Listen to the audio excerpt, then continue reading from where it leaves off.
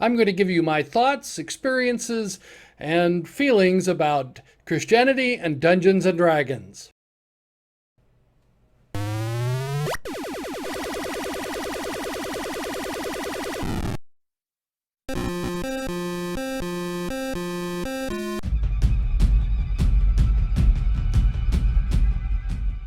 First, a bit of background.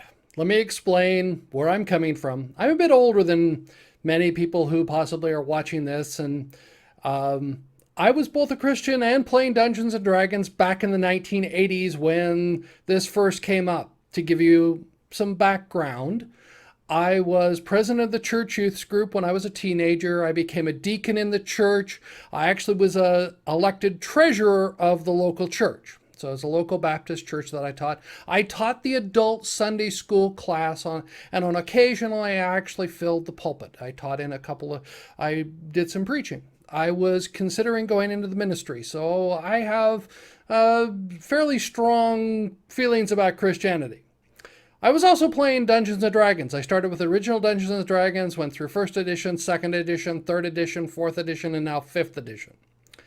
So at the time that this conflict originally raised its head in the 1980s, I was in college. I'd come back out of the service. I'd went in the service.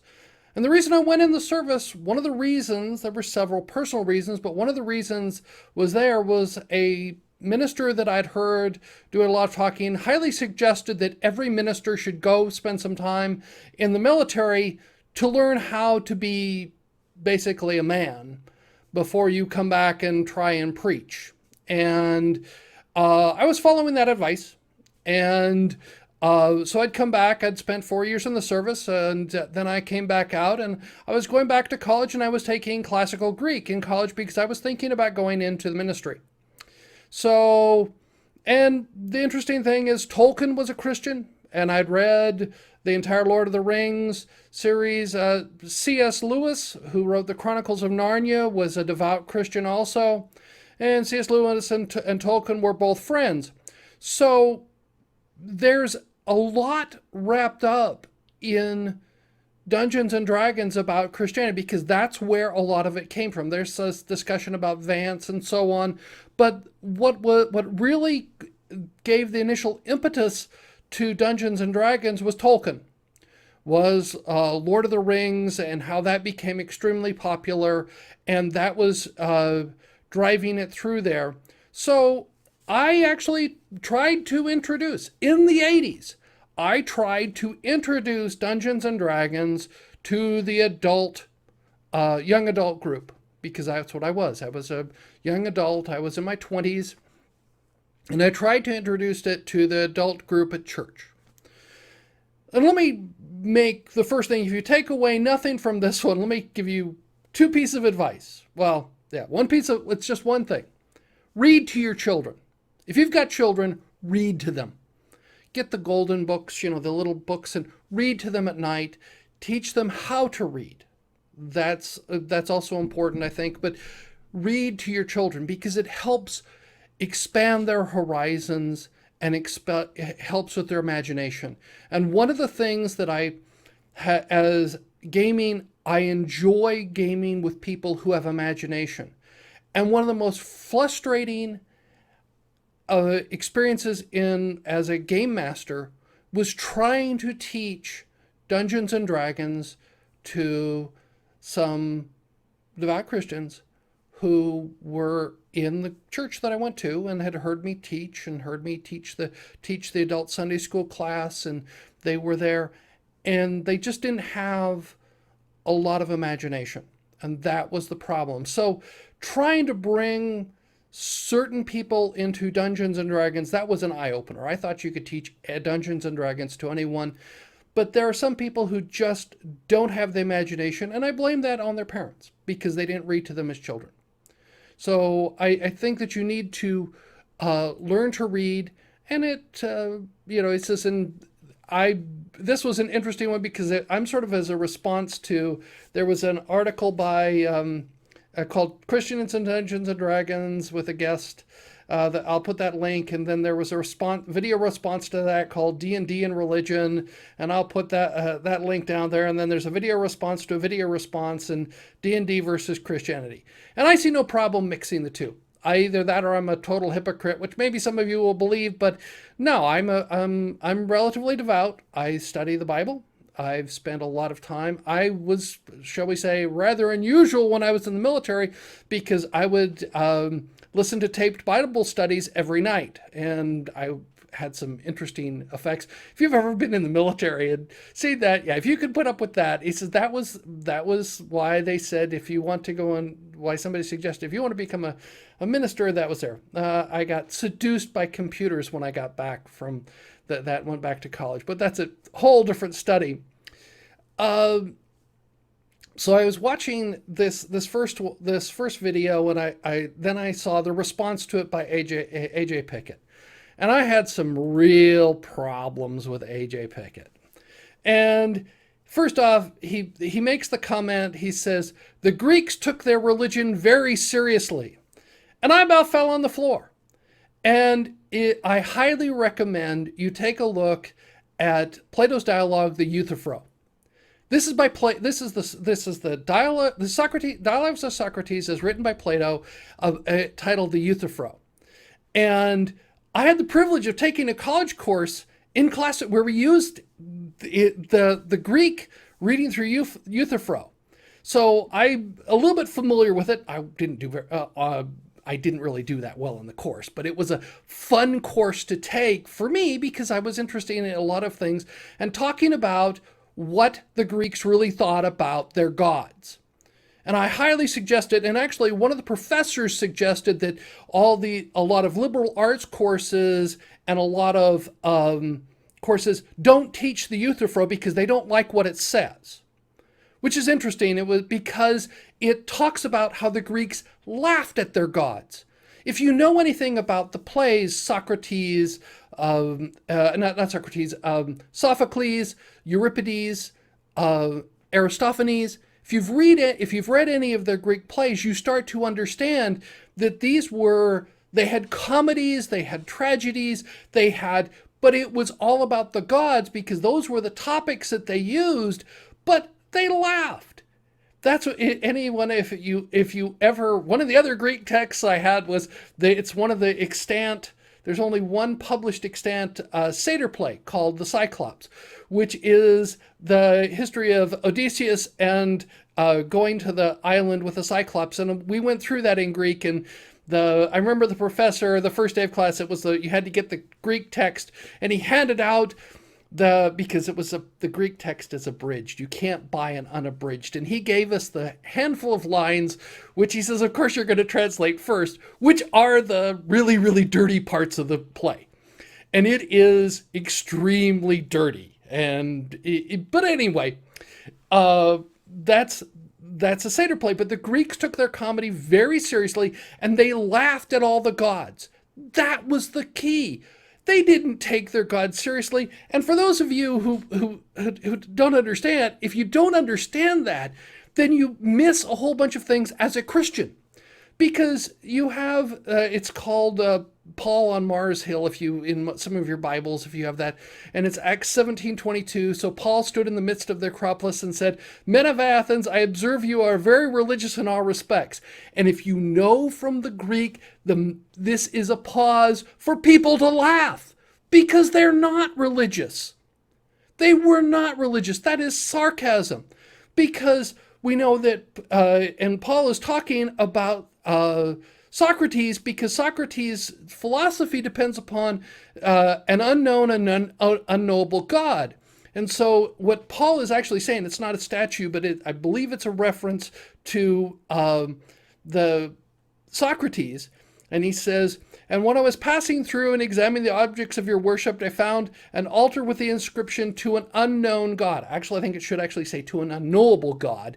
And therefore, what you worship in ignorance, this I proclaim to you." So this is where the Apostle Paul gets to present Christianity there. But the Greeks were not religious. They weren't religious people. Anybody who knows anything about history, who really looks into this, will know that this statement that A.J. Pickett, no, the Greeks laughed at all their gods. And I had a real problem with that. And then he goes on to say, and the Christians burnt the Library of Alexandria. And obviously he's just towing the popular line that the Christians burnt. Do a little bit of research. Look it up. According to, it was burnt several times, and actually, let's get into some of the issues with this whole statement. First off, we know that the Julius Caesar's troops, that's recorded by 4 separate historians, that, and one of them later on in Christian time, that Julius Caesar's troops were the ones who burnt the Library of Alexandria. And I remember one of the professors when I was studying Greek, and he says, yeah, the historians viewed it as a minor thing.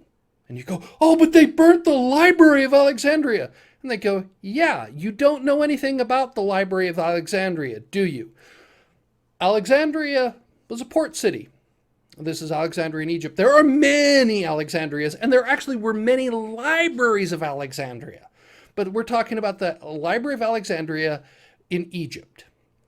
And what as part of the requirement when a ship's part of the duty of a ship when a ship came into dock in the port of Alexandria, they were supposed to hand all their manuscripts over to the scribes of the Library of Alexandria, and they would copy them. The Library of Alexandria had no unique books.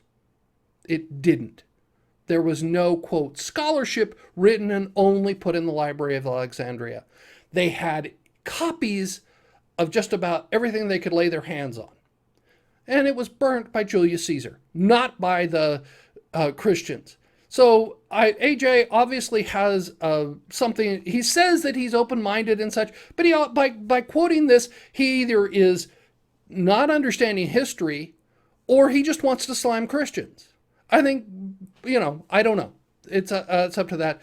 But you have to be, and then he goes on to say, you have to be very careful how you mention sexual violence.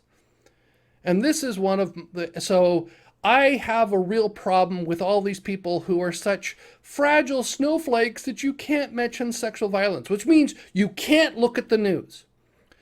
I remember the horrible description by the Yazidi women who were asking the United States to bomb them because there was the one woman who said, I'd been raped 30 times before lunch. Please kill me. Now that's sexual violence. That's real sexual violence. And what happens is that you can't look at the news. You hear about Boko Haram capturing all these young girls and selling them either as sex slaves or marrying them off as a young age. That's sexual violence. That's what is out there in the world. And if you're such a fragile person that you can't talk about it, it can't come up in your discussion, I really would be so afraid to talk to you because I couldn't mention what was the headlines in the newspaper. And I'm sorry, as an adult, you need to be able to handle adult discussions. And sexual violence, unfortunately, is something that happens every day around the world. You read about, the rape gangs. Women get pulled out and get raped everywhere in variety of cultures. You don't hear much, at least I haven't heard much recently. Point one out to me. I'd love to hear you about someone where they gang raped some woman on a bus in the United States. I haven't heard any of that, but I have heard about that happening in India. I've heard about terrible things happening in Africa. I've told terrible things in the Middle East, and so on. So what happens in various parts of the world, sexual violence. Now you go, oh, what does that have to do with Dungeons and Dragons? If you're not willing to put anything that actually happens in the world in your game, you're playing a total fantasy world and it's all sweetness and light. I have this real problem, and that why would you want to challenge it? You take a look at the most popular video games. You have Grand Theft Auto, you have The Witcher, 3, you have a variety of games. People want a bit more grit in their games. That's my view. The people I game with want that. If you're gaming with young adults or young teens or preteens, okay, I can understand not putting that violence in there. But if you aren't, then let's talk about violence. People get blown up. People in the world look at the opening scenes to Saving Private Ryan. That is a extremely rough video. If you want to see another video that's real, that is there, get a copy of Gunner's Palace. And that one was an interesting film because it's one of the few films that ever the rating board actually changed the rating. It was originally going to come out with NC-17 and they finally released it as R because it's all real. So you hear people talking in real terms about real combat, real battles, and what's wrong with putting some of the realism into your game? As I asked in one of my previous videos, is it murder to kill the wounded? Because you have to understand, at one point in time, it was an act of mercy to go out and kill the wounded. So if your people in your game are such fragile snowflakes that they can't handle reading the newspaper, seeing what's going on TV, then okay, then avoid this sexual violence. Otherwise, why not have things in your game? Look at the Game of Thrones. You have sexual violence, you have murder, you have a whole bunch of variety of things. You have sexual tension, you have sexual topics. I run an adult-oriented campaign. And I make no bones about it. It talks about some adult topics. I've had characters, both male and female, be raped by player characters, get raped in my games. They get mutilated, they get hurt, they get killed. So what happens is that I play a much more adult-oriented game, and I have no problem with it because if you know anything about history, you know that history is rough. And war is rough. So Christianity shouldn't be pulling any of those punches because that's the truth. You look at the Apostle Paul talking about allowing women into church who were about whether they should wear a veil, or it's talking about prostitution. Do you allow prostitutes into church? And you have to understand, at this time in the world, women who had no other means, that was what they turned to live on. If their husband was killed and they don't have a trade, how do they feed them and their children? And they became prostitutes. And that's where the Christian church was open to allowing prostitutes. And if you read through that, where the Apostle Paul was going on about, no, they don't have to wear a veil because their hair is their veil, and I'll leave that up to you. But what happens is that you should allow discussions of prostitution in your games because it's real. If you want total fantasy and that, it's too sweetness and light for me. I like a little bit more bite in my gaming. Then we come back to the final review, which was Juice was talking about. He says that your table is not a place to talk about religion and politics. And I disagree, because by that argument that fiction isn't a place to talk about religion or politics, which means you have a book called Animal Farm by George Orwell. And what do you do with that? Because that is all about politics. If you've read Animal Farm, you'll know what I'm talking about. And I encourage you to read it. Get a copy, read Animal Farm. It's politics. We're talking about this. In my world of Tiglath, I was actually chuckling when the party finally recognized one of the things that I was talking about. And it's about licensure. And I've mentioned this on a couple of the Google Plus boards. is licensure is an interesting topic, and where we're running into this in our environment, where you have to have a license. You have to have a license for a tanning booth, which sort of boggles my mind. But you have to have a license for this and a license for that. And I had a world where a farmer has to get a license to plant corn, get a different license to plant peas, get a different license to plant carrots. And sometimes he can't get those licenses because he either has to pay the bribe or kiss someone's derriere to get the license. Then he has to get a separate license to harvest it. And then he has to get another license to sell it. And then you have to have a license to ship it, and it arrives in town, and somebody else has to have another license to sell it. And so you've got this rampant smuggling, which opens up interesting possibilities for players. I want you to smuggle this load of potatoes to market. Okay, I've got a reason for it because the government is so oppressive, and it makes you think about that. That's politics. I put that in my game. I enjoyed that because that's talking about, do I believe that there's overregulation? Yes, I do. That's some of my politics, and I put it into my game. And I make no bones about it. I put it into my game. You can put a whole bunch of things into your game, and just like Animal Farm, you can change them enough that your players may get it, but maybe they won't.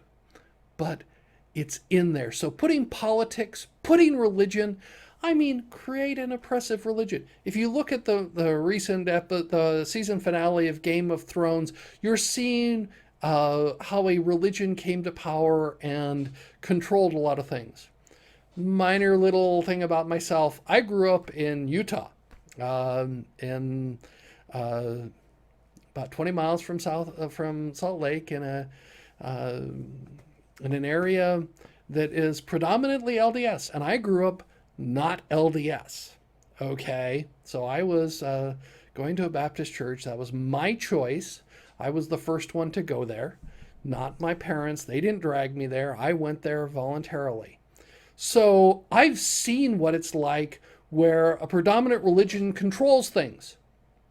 Because for those of you who haven't experienced growing up there, and that it's an interesting experience to go through, and I think it hardens you to certain things, that it makes you so that you are not as irritated, and you know, certain things don't offend you anymore because they've hit you so many times up against your face that you just go, okay, fine, I will put up with them. But you also know that, no, I don't want any religion in control, in power.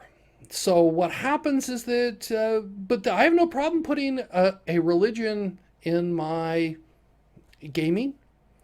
D&D has various gods.